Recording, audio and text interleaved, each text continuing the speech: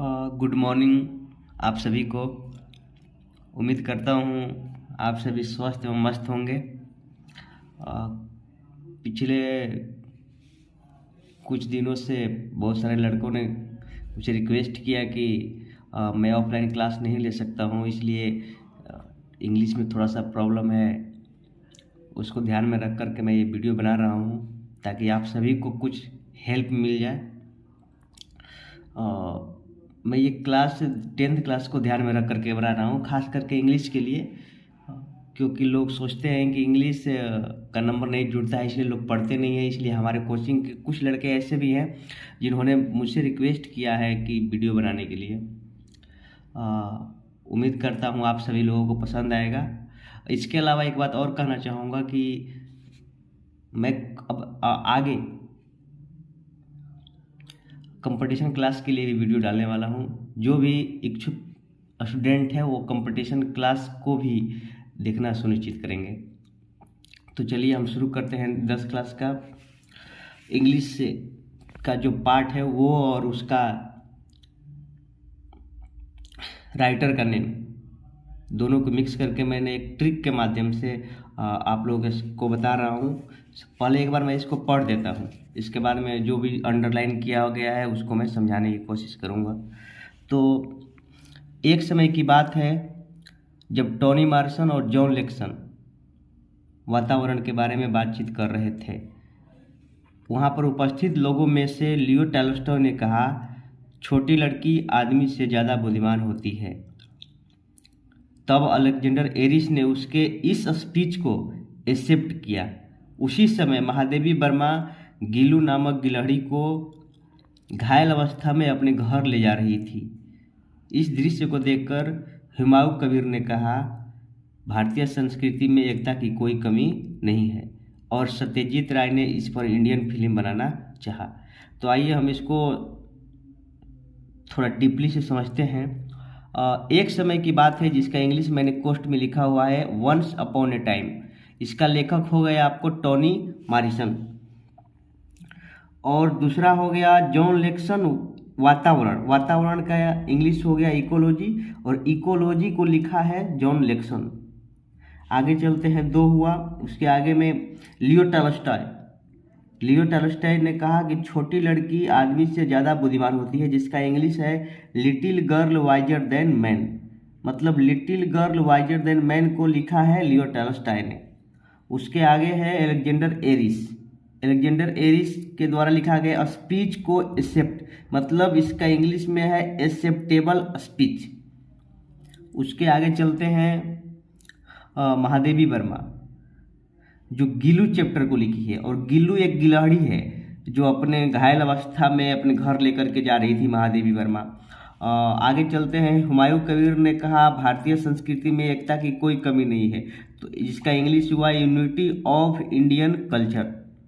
इसका लेखक हो गए हुमायूं कबीर, और सत्यजीत राय ने इस पर इंडियन फिल्म बनाना चाहा। तो इंडियन फिल्म के लेखक हो गए सत्यजीत राय। मैं अब आगे शुरू करता हूँ। ये हो गया, आप लोग इसमें से याद कर लीजिएगा, बहुत इम्पोर्टेंट है ये परीक्षा के दृष्टिकोण से। और ये गिलू चैप्टर को मैं हर चैप्टर का थोड़ा थोड़ा सारांश के तौर पे ऑब्जेक्टिव क्वेश्चन को ध्यान में रख करके कुछ पॉइंटें बता रहा हूँ जो आपके एग्जाम के पॉइंट ऑफ व्यू से बहुत इंपॉर्टेंट है।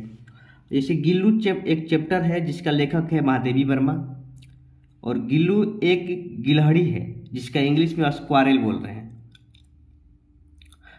ये कहानी है कि महादेवी वर्मा अपने छत के बालकनी पर खड़ी थी, वहाँ से देखी तो कुछ कौवे थे जो गिलहरी को मार रहे थे, और जब उसने देखा तो वहाँ पर जा कर के देखी कि हाइड एंड सीक, मतलब लुक्का छिपी का खेल खेल रहे थे, और इसी चैप्टर का नाम रखा गया है गिल्लू, और गिल्लू को ही बोल दी वो अपने लैंग्वेज में गिलहरी।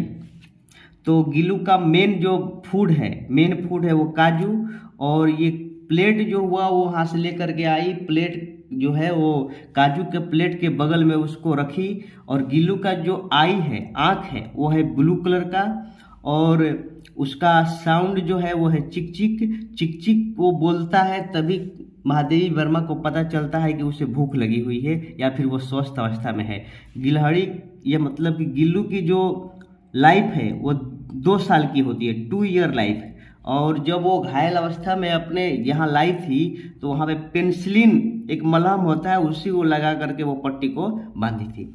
और वो जो घायल अवस्था में उसको किया था, वो कौन किया था? तो कौवा था, बहुत सारा कौवा था, उसी ने मिल करके गिलहरी को घायल किया था। वो डेथ कर गई। डेथ कब की? तो मॉर्निंग में डेथ कर गई, सुबह के टाइम में। और ये जो कौवा का गेम है, उस गेम को महादेवी वर्मा ने क्या नाम दिया है? तो hide and seek. Hide and seek मतलब लुका छिपी का गेम। और ये कौवा जो घायल अवस्था में था, कौवा के द्वारा ही किया गया था। पेनिसिलिन जो घर पर अपने लाई थी तो पेनिसिलिन से मलहम दी थी। डाई इन मॉर्निंग जो सुबह में मर गया था। 2 ईयर लाइफ मतलब कि उसकी जो वैलिडिटी थी 2 साल की थी। 2 साल ही गिलहरी के जीवन काल होता है। चिक चिक साउंड का मतलब कि वो जब साउंड करता था चिक चिक तो उससे पता चल रहा था महादेवी वर्मा को कि या तो ये भूखा है या फिर ये स्वस्थ अवस्था में है। इसके बाद में लास्ट पॉइंट है संजूही प्लांट। संजूही प्लांट के नीचे एक ऐसा प्लांट था कि जिसके नीचे गिलहरी के मर जाने के बाद में उसकी वहाँ पर समाधि बनाई गई थी। तो उसी प्लांट के नीचे कौन सी प्लांट? संजूही प्लांट। तो ये हो गया गिलू चैप्टर में जितने भी ऑब्जेक्टिव क्वेश्चन है सब मैंने यहाँ पे क्लियर कर दिया परीक्षा के दृष्टिकोण से। आते हैं अगला चैप्टर। अगला चैप्टर है पेस फॉर लिविंग। लिविंग का मतलब होता है जीना, पेस मतलब रफ्तार, मतलब जीवन की रफ्तार। इसका लेखक है आरसी हचिंसन। RC Hutchinson. ये जो लेखक है वो आयरिश देश है, वहाँ पे एक शहर था जिसका नाम था डबलिन, वहाँ पे फिल्म देखने के लिए गए थे। डबलिन शहर में, आयरिश देश के डबलिन शहर में वहाँ पे एक फिल्म देखने के लिए गए थे वो। और फिल्म में उसने देखा कॉर्न मर्चेंट की भूमिका को। कॉर्न मर्चेंट मतलब कि भुट्टा जो होता है ना, भुट्टा बेचने वाला व्यापारी। मर्चेंट मतलब व्यापारी होता है। उसके जीवन काल को देखा। उसकी एक पत्नी थी जो बहुत ही खर्चीली थी, बहुत ही फैंटास्टिक नेचर की थी। यहाँ पे लिख दिया गया फैंटास्टिक नेचर। तो कॉर्न मर्चेंट की वाइफ थी जो बहुत ही खर्चीली थी और फैंटास्टिक नेचर की थी। वह 10 यूरो एक वीक ऑन हॉलीडे, मतलब प्रत्येक हॉलीडे पे एक सप्ताह में 10 यूरो खर्च करती थी। हम लोगों के अनुसार से बहुत ज़्यादा हो गया, हम लोगों के रुपये में होता है, उन लोगों का यूरो में हो गया, बहुत ज़्यादा हो गया। और उसका भतीजा था जो उससे क्या करता था? चीट किया करता था। तो ये है मेन पॉइंट 2 लेसन का। और वो आपका ये हो गया चैप्टर का नाम और उसका लेखक। ये सब याद कर लीजिएगा। आगे एक वीडियो मैं बनाऊंगा जिसमें 4-5 चैप्टर को और के ऑब्जेक्टिव को क्लियर करने की कोशिश करूंगा। धन्यवाद।